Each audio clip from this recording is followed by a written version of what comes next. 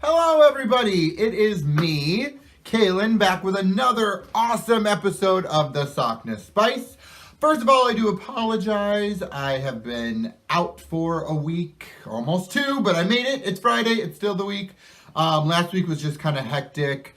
Had a friend's wedding, wasn't feeling the best, so sorry about that, but I am back. I am energized, I am motivated, and I'm ready to get you another great episode of the Sockness Spice Hour. Even though it's blizzarding in April, that's not going to stop me. So, today I was thinking, what should I do a video about? You know, I've hit some of the main points that we'll go back to because there's a lot of information to cover, let's be honest. I just skimmed the surface. But then I received an email, and it just, boop, motivated me to make this video. And today I really want to talk about etiquette when either working with people in general or working with someone who's a recruiter or a sourcing specialist like myself. Because you could ask us, and a lot of us would definitely say that a lot of the times we get a bad rep. It's not always warranted. So I would like to kind of debunk a few things and just talk about kind of the pros and cons of how to network appropriately and politely and professionally. And I'll get into that email so you know why I got motivated. But to start off, my first tip really goes out to the recruiters or the sourcers, and I like to say it as don't be the template recruiter, both literally and figuratively. So a lot of our tools that we use provide us templates, okay? They provide us email templates, text templates, phone scripts. We have a whole plethora of tools at our disposal that make it really easy for us to connect with a lot of people in a really small amount of time. Now, I'm not saying that's a bad thing, because for marketing campaigns, job fairs, big events, or just trying to reach a large number of people at once, it's great and I love it. However, what I'm getting at is not relying on that. Don't be the recruiter or the sourcer who only sends out the template. It's just the same generic, hello, my name is blah, blah, blah, and I work for blah, blah, blah. We have jobs in your area. Are you interested? Everybody gets those emails. A lot of people get them and they're like, garbage, junk, spam, bleh. You need to find a way to stand out, and being a generic template isn't going to do it for you if you're really trying to find that passive talent or that specific skill set. You need to make people know why. Why did you send me this email? Why are you calling me right now? And it's not about you thinking, I'm calling you because I want to fill this job. You need to be thinking about what you can give to them. What are you giving to the person calling? Not what you're expecting in return. So you need to do your research, read their resume, look at their skill set, look at where they live. It's super embarrassing when you're trying to recruit somebody in Irvine, California, and you send off a generic template email and they respond and say, yo, the commute from Florida might be a little bit long for me, so I'm gonna have to pass.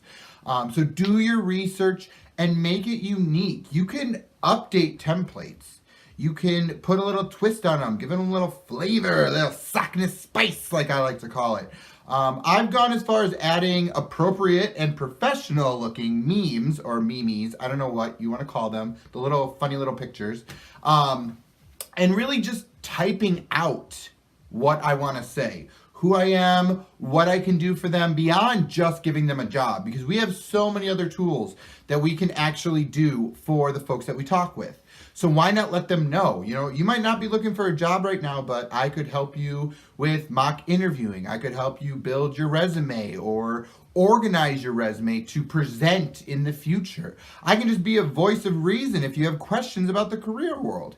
So it's important to let them know all the aspects of what you can do for them, not what they can do for you. And in order to really get to that point of trust with that person that you're reaching out to, you need to step out of the comfort zone and really show them who you are and therefore why you are the one they need to work with. So my next point is related to the email I was talking about earlier, and it's don't burn bridges. I am a huge advocate for this. I support all kind of networking, all kind of connections, whether it's professional, personal, meeting somebody at the store, cashier, walking down the street. You never know who you're meeting and how the future is going to unfold. So why not keep all the bridges open? Don't go around burning them because you're having a bad day or you're unmotivated and you receive an email. So the email I refer to in layman's terms, it was a response to an email I was reaching out to a potential passive talent. And their response, let's just say it was a little less professional than it needed to be. There are a few choice words. I got called a few couple names. And I was told to basically just give up on life and just stop doing what I'm doing because I've wasted this person's time so much with my email.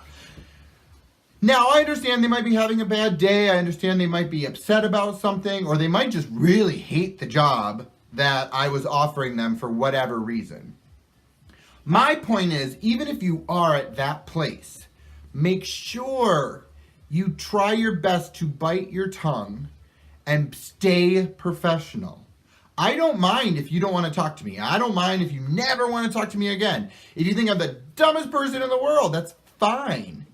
But you never know what the future could hold, and what could be going down that road could require or need somebody like me to help you maybe get over a couple hiccups in the road. So why burn the bridge when you can just keep it open and not have to worry about it?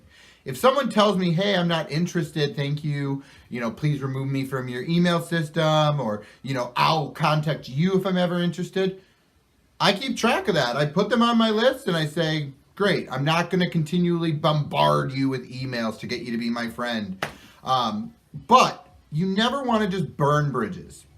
I don't want to do that with folks, and I don't want them to do that with me or with anybody that I work with or I meet, because you never know when they might come in handy or when you just need that person or that support, and now you're scrambling to find out who you didn't yell at because you're having a bad day. So I highly recommend, if you are in one of those down feeling, low attitude, and you get an email or a phone call from a solicitor, spam, me, take a moment to breathe. You don't have to respond right away, and it's much safer to take that time, think about what you want to say, and then respond. It'll save you a lot of trouble, and again, you're keeping up those bridges, and you might just need one day. And my final point is kind of going off of the last 2 points, but it's sticking true to your word. Your word is your bond. And the best way and worst way to make and break trust is to not follow what you say. You say you're going to call them at 5 p.m. and then you slowly get to calling them at 5:15. That's going to slowly build a trail of mistrust, and eventually they're not going to know who you are. If I say, this is me, I'm Kaylin, I'm a Ravenclaw, I talk to people every day, I love the snow, and I live in New Jersey, people are going to figure out that I'm lying, and they're going to not be able to trust me when I come to them and say, hey, I have this job for you. You want a job? They're going to look at me and be like, wait, aren't you the not snow-loving Minnesotan? Not the New Jersey guy that you said 10 minutes ago? So is this job real? You need to be honest. You need to stick to your word to show that they can trust you. Now, your word might not always be positive. I've had to give a lot of bad news to folks, but honesty, clarity, and detailed information is going to go a lot longer than breaking your word and breaking that trust and inadvertently burning that bridge. So that's going to do it for me today. I appreciate you all so much. If you have any questions, concerns, any insights or opinions, please put them in the comments. I would love to have a discussion. Again, I don't know everything. I just know a little of the information that's in this head of mine. So I'd love to hear from you. So I hope you have a wonderful, wonderful day, and I will see you again soon. Bye.